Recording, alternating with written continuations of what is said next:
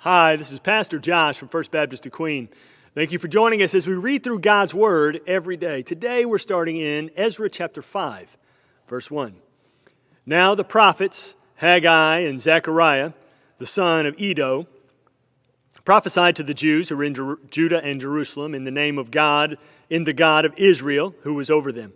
Then Zerubbabel, the son of Shealtiel, and Jeshua, the son of Jehozadak, arose and began to rebuild the house of God that is in Jerusalem, and the prophets of God were with them, supporting them. At the same time, Tattenai, the governor of the province beyond the river, and Shethar-Bozenai and their associates came to them and spoke to them thus: "Who gave you a decree to build this house and to finish the structure?" They also asked them this: "What are the names of the men who are building this building?" But the eye of their God was on the elders of the Jews, and they did not stop until the report should reach Darius, and then an answer be returned by letter concerning it. This is the copy of the letter that Tattenai, the governor of the province beyond the river, and Shethar-Bozenai and his associates, the governors who were in the province beyond the river, sent to Darius the king. They sent him a report in which was written as follows: "To Darius, the king, all peace. Be it known to the king that we went to the province of Judah, to the house of the great God." It's important to note, they still recognize God as the great God.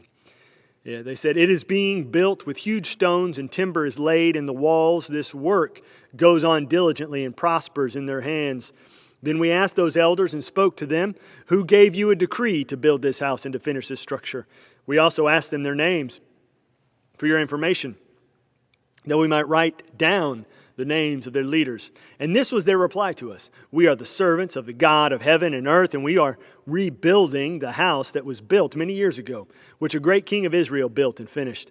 But because our fathers had angered the God of heaven, he gave them into the hand of Nebuchadnezzar, king of Babylon, the Chaldean, who destroyed this house and carried away the people to Babylonia.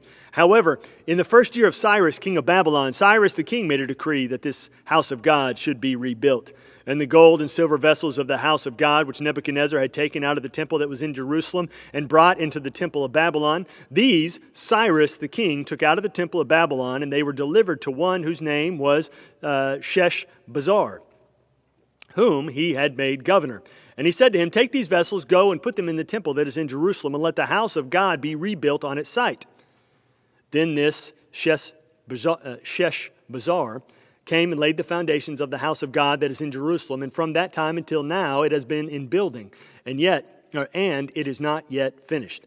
Therefore, if it seems good to the king, let search be made in the royal archives there in Babylon to see whether a decree was issued by Cyrus the king for the rebuilding of this house of God in Jerusalem, and let the king send us his pleasure in this matter." Chapter 6, verse 1.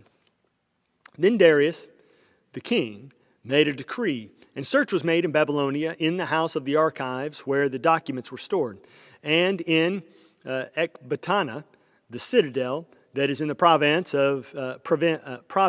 of Media. A scroll was found on which this was written, a record: "In the first year of Cyrus the king issued a decree concerning the house of God at Jerusalem. Let the house be rebuilt, the place where sacrifices were offered, and let its foundations be retained. Its height shall be 60 cubits, and its breadth 60 cubits, with 3 layers of great stones and 1 layer of timber. Let the cost be paid from the royal treasury. And also let the gold and silver vessels of the house of God, which Nebuchadnezzar took out of the temple that is in Jerusalem and brought to Babylon, be restored and brought back to the temple that is in Jerusalem, each to its place. You shall put them in the house of God." So he said, not only rebuild it, but I'm going to pay for it.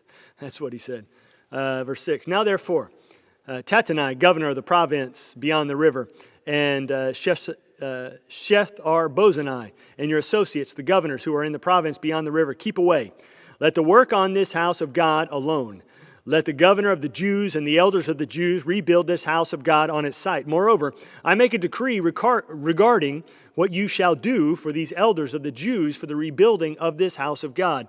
The cost is to be paid to these men in full and without delay from the royal revenue, the tribute of the province from beyond the river, and whatever is needed, bulls, rams, or sheep, for burnt offerings to the God of heaven, wheat, salt, wine, or oil, as the priests at Jerusalem require.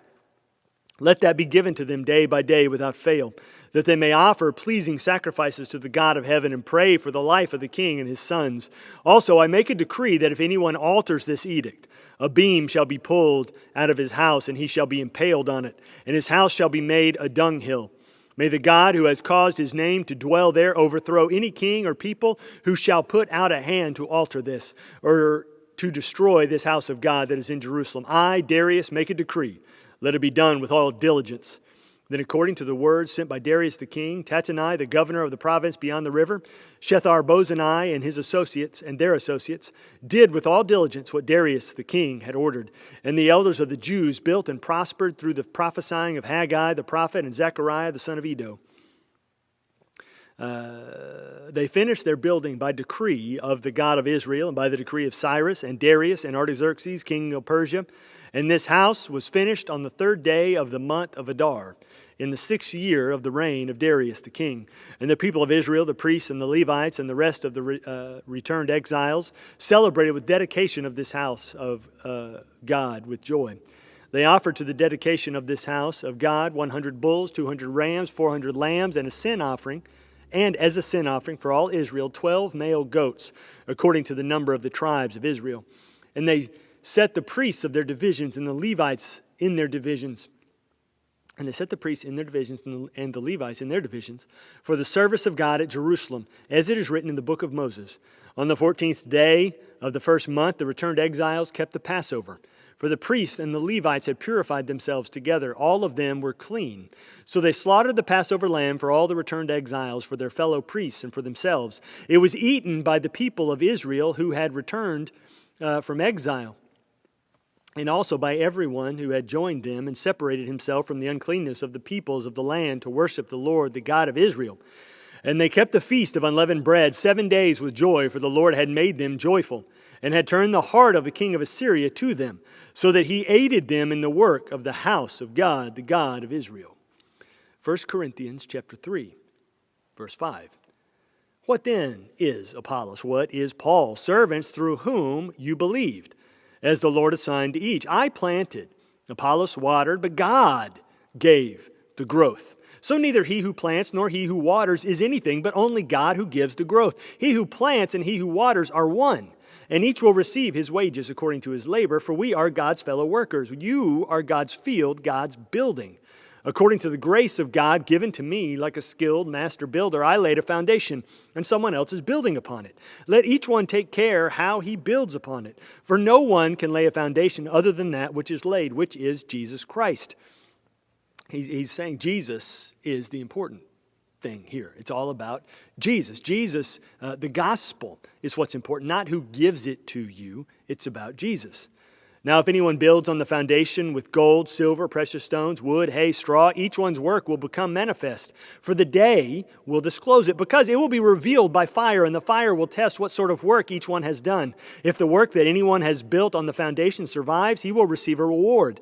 If anyone's work is burned up, he will suffer loss, though he himself will be saved, but only as through fire. Do you not know that you are God's temple and that God's Spirit dwells in you? If anyone destroys God's temple, God will destroy him.